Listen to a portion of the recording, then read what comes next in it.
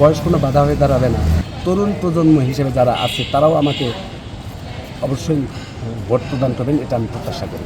প্রথম আমার স্লোগান থাকবে, প্রচেষ্টা থাকবে, অগ্রণী ভূমিকা থাকবে সেশন জট শূন্যের কোঠায় নামিয়ে আনার জন্য। আমি আশা করি, প্রত্যাশা করি এবং প্রচেষ্টা থাকবে আমার যে সাধারণ শিক্ষার্থীরা বিশ্ববিদ্যালয় কর্তৃক প্রদেয় কোন কোন সেক্টরে তারা সুবিধা বঞ্চিত। দরিদ্র পরিবার থেকে উঠে আসা শিক্ষার্থীরা তারা সবসময় চায় যথাসময়ে শিক্ষা একাডেমিক কার্য শেষ হবে, পরীক্ষা ফলাফল সব সম্পন্ন হবে, অর্থাৎ 18 মাসে বছর। এই জিনিসটা আমার খুবই নেগলেন্সি একটা কেস মনে হয়। তো প্রথম আমার স্লোগান থাকবে, প্রচেষ্টা থাকবে, অগ্রণী ভূমিকা থাকবে সেশন জট শূন্যের কোঠায় নামিয়ে আনার জন্য। তারপরে যদি ডাইনিংয়ের দিকে তাকাই, খাবার মান দিন দিন অবনতির দিকে, অথচ খাবারের দামটা ঊর্ধ্বগতিতে, এবং এই অবস্থার উন্নতির জন্য আমি কথা বলবো। আবার চিকিৎসা কেন্দ্রের দিকে যদি আমি তাকাই বা আপনারা তাকান, সেখানে নাজেহাল অবস্থা, ঠিকমতো চিকিৎসা দেওয়া হয় না, সময় মতো চিকিৎসা কেউ পায় না, আবার প্রেসক্রিপশান বরাবর ওষুধ দেওয়া হয় না, দু একটা দেওয়ার পরে বলা হয় বাড়ি থেকে নেন।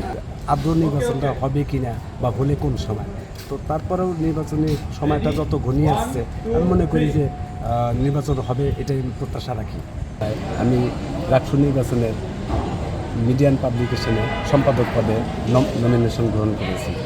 মিথ্যে আশ্বাসে সাধারণ শিক্ষার্থীর আশা প্রত্যাশা স্বপ্ন ধুলায় মিশিয়ে দেয়। ভোটের আগে তাদের একরকম কথা, আর ভোটের পরে আর একরকম কথা। সো আমি মনে করি যে আমি একজন স্বতন্ত্র প্যানেল থেকে সাধারণ শিক্ষার্থী হিসেবে ইউনাইটেড ফর রাইটস আমাদের একটা অরাজনৈতিক সংগঠন, মানে নন পলিটিক্যাল প্ল্যাটফর্ম, এই সংগঠন থেকে আমরা 13-14 জন যারা আমরা অংশগ্রহণ করেছি, বেশিরভাগ আমরা এক্সপিরিয়েন্স হোল্ডার। বয়স কোনো বাধা হয়ে দাঁড়াবে না। তরুণ প্রজন্ম এবং সকল সেক্টরের শিক্ষার্থী, সকল ইয়ারের শিক্ষার্থী এবং তরুণ প্রজন্ম হিসেবে যারা আছে তারাও আমাকে অবশ্যই ভোট প্রদান করবেন, এটা আমি প্রত্যাশা করি।